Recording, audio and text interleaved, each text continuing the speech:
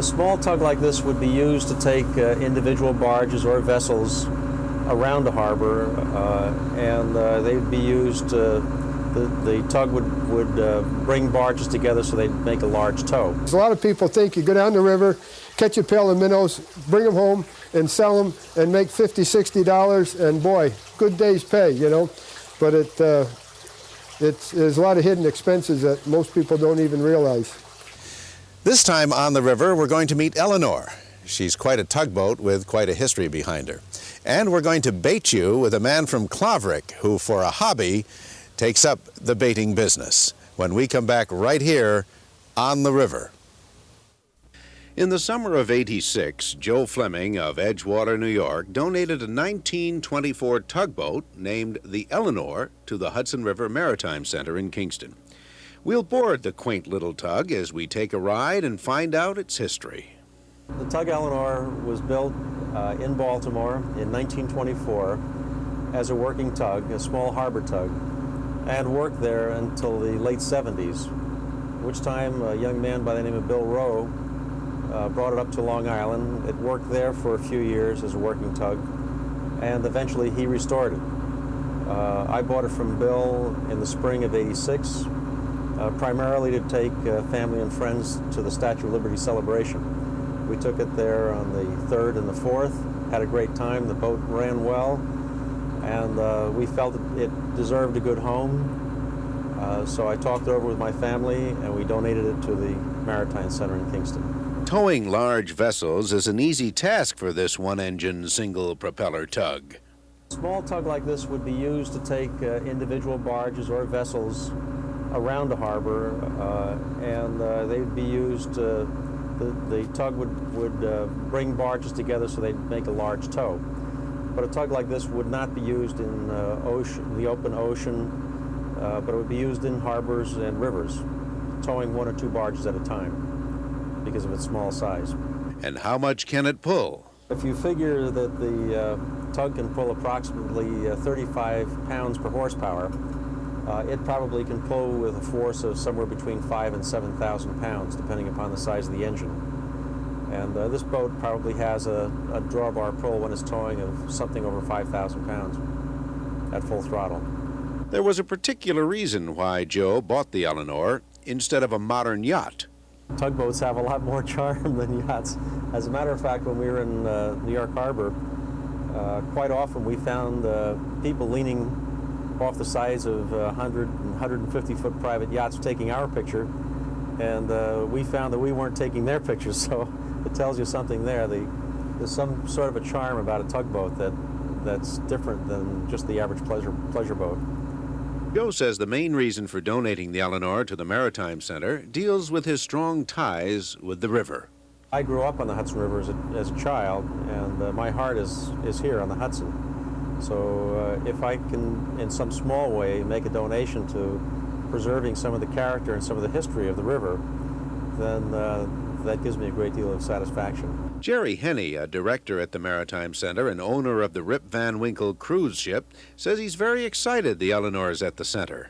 As the owner of the Rip Van Winkle, I was always having to keep in the back of my mind, if we ever had a major engine failure, who was going to tow us in? You know, we're 125 feet long and 250 tons. You know, you just can't latch onto anybody anywhere to tow you. So now there's a vessel that's capable of towing us in. And hopefully we'll never have to call on her services, but at least now that I know there's something here, I'll rest a little bit easier. Jerry says the Eleanor will be kept very busy. It will stay here and it will do whatever is necessary in the line of towing or rescue, but it also is a promotional vessel for the museum. The mayor and parties that he chooses to bring on board and take out to the lighthouse, or people at the Maritime Center are showing around, I mean, special people, people from foundations that we're trying to get to donate money, or dignitaries, movie stars, anybody that comes to the Maritime Center that deserves something a little special will probably get a ride on the Eleanor. And we're told on the average it costs anywhere from $3,000 to $5,000 to maintain a tugboat. And Jerry says thanks to donations, the Eleanor will be kept in shape. Central Hudson gives us a small donation annually for the maintenance of vessels. And also there's a suggested donation of $25 an hour when the boat is used for towing or rescue work. People understand that boats don't run for nothing and that they require a lot of maintenance. And if this boat has just saved you from spending a couple of days on the rocks or pulled you off the mud flats or done something like that, then most people are more than willing to help with the maintenance of the vessel. After all, it just did them a good turn. So it's nothing that we actually charge or bill for, but it is suggested that they pay us the $25 an hour, which goes into a restricted fund for the maintenance of vessels. Ted Weed is a consulting chief engineer at the Maritime Center, and he says there's a lot involved in keeping up the Eleanor. As you do in your own car, there's certain maintenance that has to be done. We do the same, almost the same maintenance in the tugboat. In this particular craft, we have a little more fuel storage than you would have in a car. We try to make port to port. There's no way to refuel out at sea or out in the water. And we do have to worry about cooling and overheating, whatever. And of course, the lubrication system must be maintained. And how important is preventive maintenance? It is very important, actually. What we do is try to plan ahead. This is always planning ahead. Every bit of the maintenance really is planning ahead, looking at what could occur. We sit down, we discuss all the problems we've had in the past and what we are going to do to try to prevent future problems just like this. Certainly we don't leave to tow somebody without towing lines, and we must maintain a fuel supply. This is always necessary. We try to keep the tanks topped off. We have to always look ahead, and planning is one of the biggest, most important operations on any craft, really. On a towing vessel, certainly it is very necessary to have safety gear and prepare for the worst, weather-wise and you name it. Ted says the Eleanor is in store for some modifications. Well, we may change the towing bits. We may make some minor repairs on the engine and the fuel tanks. I think we have some changes we'd like to do on the hull. If this does go into dry dock, we would like to prepare this for protection, and we're talking about ice protection on the hull. This means plating of some type. The actual cooling and the so-called freeze-up problem that we could have in the wintertime, we'd like to set this up so that we do not have to drain water in the wintertime, and we can do this with what they call a heat exchanger. And the heat exchanger would involve installing the outside tubing, so-called hull tubing, along the bottom of the boat. It has to be out on dry dock to do this, of course, which would mean we interchange engine heat through the antifreeze to the hull tubing into the river. And this is a little complicated, but this is exactly what would occur, an outside heat exchanger. The Hudson River, a waterway filled with adventure and excitement. And Joe says the Eleanor fulfilled his dreams on the river. A lot of people don't realize how magnificent the Hudson River is and the charm that goes along with it. It's a spectacular place to spend some time, and no better way than in a tugboat.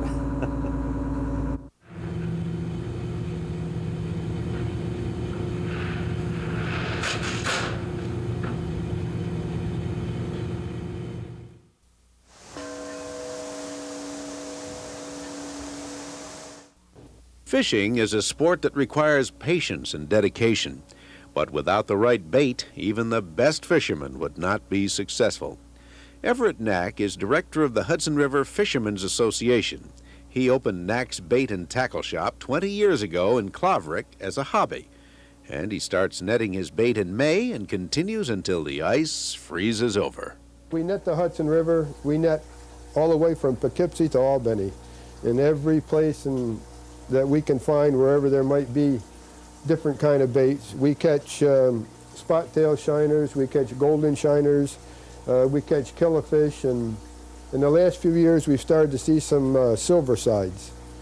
So that's just about all there is to it, and we net right up until the river freezes, and we'll be netting as soon as the ice breaks out so we can get back in. Everett is a building contractor by trade, and he says maintaining a bait shop is a very time-consuming hobby. You know, it started real small, and we started selling to other dealers. That's all we did. We didn't sell any here.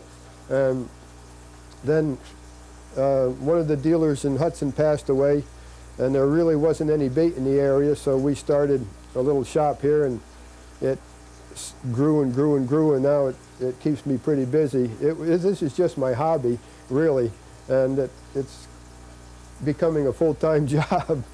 To distinguish the species of fish, they are kept in separate compartments in the water tanks.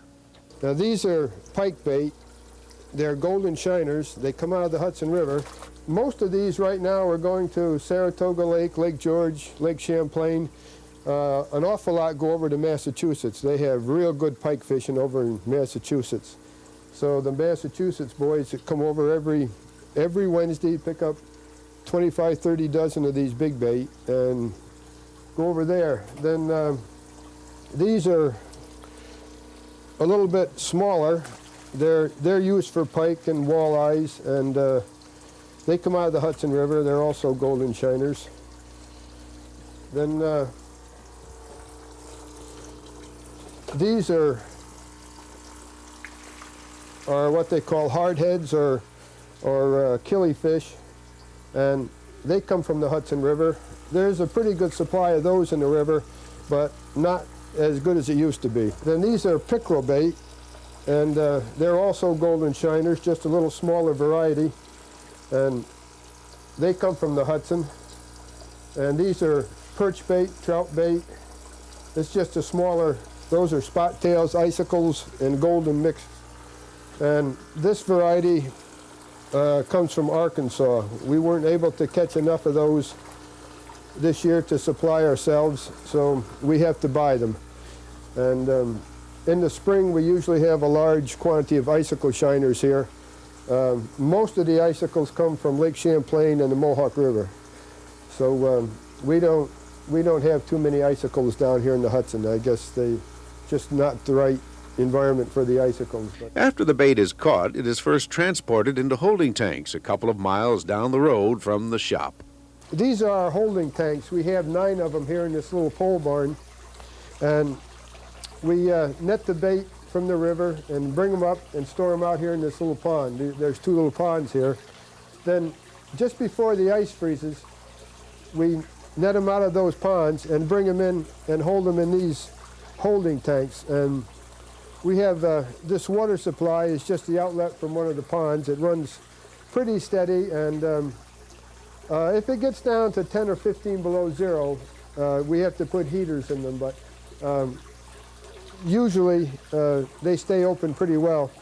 So then what we're going to do now, we're going to net some bait out of this tank, run it through that sorter, and I'm going to take the bigger ones home and put them in the cellar for sale. I have plenty of the small ones, so I don't want to take any of the small ones out of these tanks until we need them.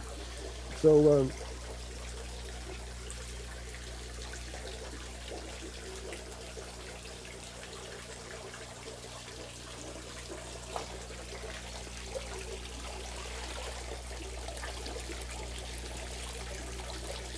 now all the little ones will go through the bottom of that box there, and all the bigger ones will be trapped in it.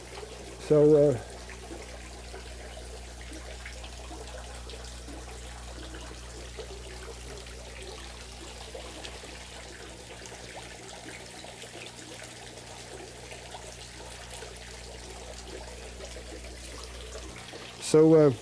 we'll just take these little guys now and there's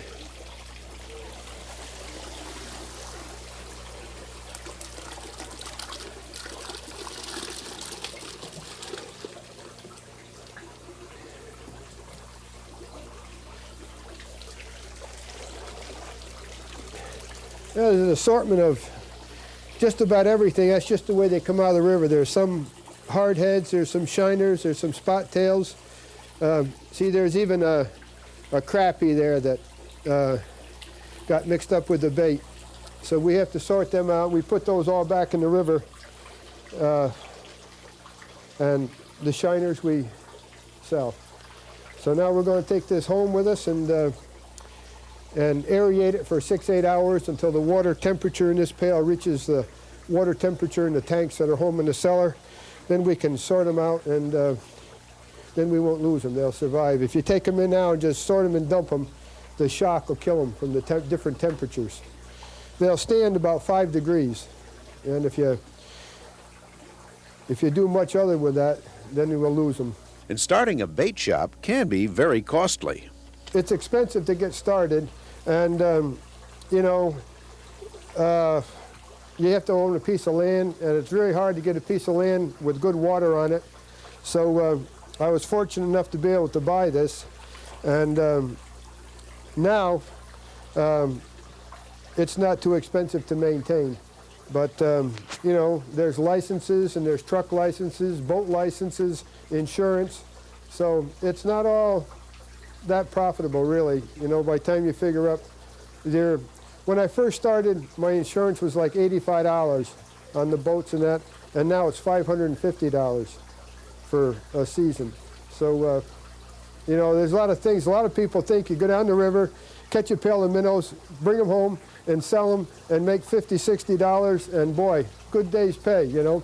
But there's a lot of hidden expenses that most people don't even realize. After catching the bait, Everett has ways of storing it in order to keep the fish healthy.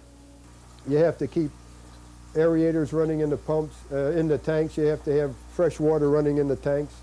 You have to scrub them out and clean them every other week. So, and you have to have well water, city water. It's very difficult to keep bait with any water with chlorine in it. And you can get chemicals to take the chlorine out, but it still weakens the bait some. So yeah, you have to have a well, and you have to have a good well. You know, it keeps pumping water steady 24 hours a day. And it's quite a lot to it, and it takes you a long time to learn how to keep bait without losing it all. And but after you lose so many thousands, why, you'll learn not to do this and not to do that, and after a while you kind of get it nailed down. And how important are the aerators? They're the life of the tank. Without those agitators, you would probably only be able to carry maybe 50 or 60 dozen bait of it all together. And if you have a natural feed of water and can run a large volume of water through the tanks, like my big tanks, the water feeds out of a pond and it comes through. And up there, I only have one agitator running just in case the water plugs up. So, but if you have a large volume of natural water running through, you wouldn't need the artificial aeration. And that's also important when the bait customers come. Some guys that aren't really too familiar with bait, they'll get a lot of bait, and by the time they get to the lake, it'll be dead, because you can only put so many bait in a bucket and keep them in there that long, and they'll suck all the oxygen out of the water, and then they suffocate. So also, with all the fish in there, the tanks will build up a gas, and with these aerators, that gas blows off, and without it, or without some means of flushing it completely, the tanks would build up a gas, and that will kill the bait too. The bait business isn't as busy this year, Everett says, as compared to last year. Usually we store 50 to 75 5-gallon pails full. And this year we only came up with about 35 or 40. So, but the season's going to be a slow season. It'll probably work out pretty close.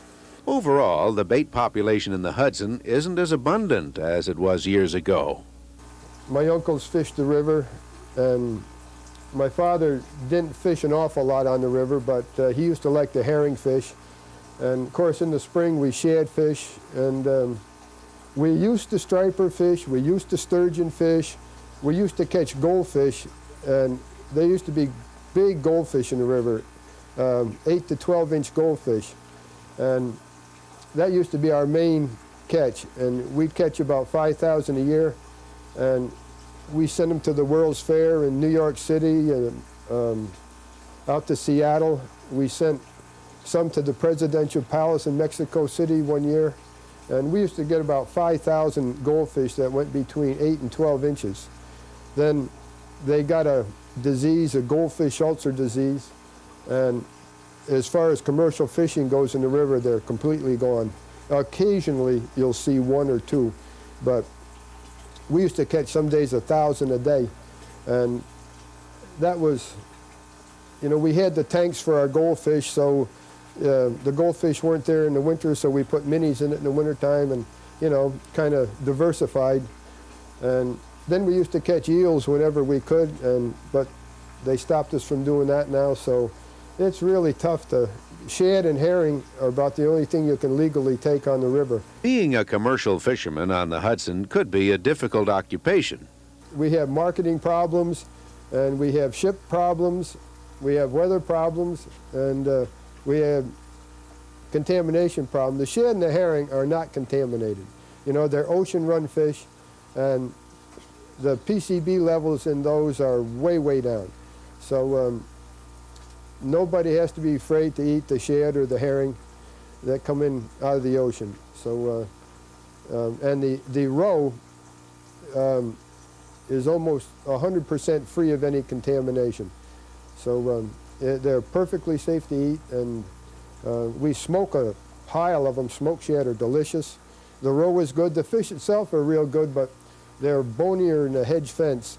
And I always tell everybody, you know, the shad are so delicious that if the good Lord didn't put bones in it, you'd eat it so fast you really wouldn't enjoy it. So this way you have to sit down, pick between the bones. You can get it boned if you want, but you pick between the bones and you enjoy it that much longer. One of the hardships faced by fishermen today is the lack of public access to fish on area lakes. A lot of our lakes are being bought up. There's no access to them. Half of the lakes in Columbia County you can't fish because they're all privately owned now. And the guys are down here every week complaining that, well, even out in Copake, if you park along the road, they put a ticket on your car. You know, they don't want you parking along the road. Over in Massachusetts, they plow this big area out so the fishermen can come and fish without being harassed. But we don't have any of that here in New York State. And it's, if you, like I own a piece of property on Copake Lake, and I let people park on it. You have to walk down the hill a ways, but it's impossible to get out there, and you know, it's a hassle. You come back and you got a darn parking ticket on your car way out in the bushes. So, Kinderhook Lake is hard to get on. Rhodie is completely private now. Lower Rhodie is private, and Snyder Pond is private. So, you know, it's unless we get public access on those lakes, we're losing probably half of our fishing areas. Everett says that tightening up on federal regulations on fish requirements has hindered many a netful. If we could have better fishing in the river, you wouldn't have to run way to the Great Lakes, which is a 6-7 hour ride. And but it's difficult to have them try to do any improving on the river. They seem to, everybody's happy to just go along with whatever happens on the river happens, and that's it. They take a fish count, whatever, you know, we have to report how many fish we catch in a year, how many shad, how many this and that and the everything.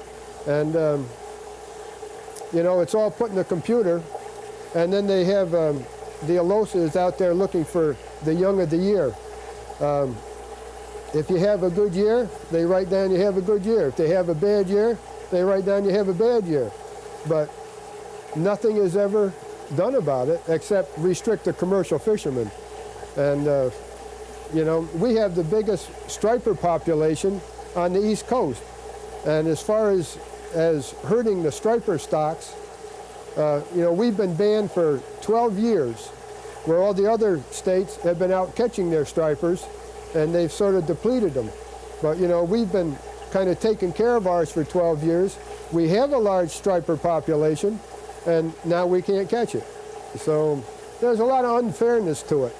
Even though there are many restrictions placed on the types of fish allowed to be caught in the Hudson, Everett hopes to continue his bait shop in the years ahead, and he says he always has a new experience when fishing on the river. There's a lot of good things happening in the river and a lot of uncertain things that are happening in the river. But what's nice about fishing in the river, you never know what you're going to catch. You might catch a little white perch this big, or you might catch a striper that long, and it's always interesting. And we hope you agree with us that there is never a dull moment nor a dull story to tell about the Hudson River. And just recently, by the way, the Department of Environmental Conservation reached an out-of-court settlement with a Kingston junkyard that was accused of polluting the Rondout Creek, which empties directly into the Hudson. The DEC charged Kingston Recycling Incorporated with leaking motor oil into the water and originally fined the company at $10,000. Kingston Recycling's barge is on the creek, and it's loaded with old cars, parts, and automotive debris. The DEC says the oil from the barge is harmful to marine life in the Rondout and to the waterfowl that gather there. In the settlement, Kingston Recycling will pay $3,000 and clean up that polluted area by February 16th. The DEC says Kingston Recycling also must take steps to keep further oil from seeping into the creek. Thanks for coming aboard this time, and we'll be back again right here next week, same time, on the river.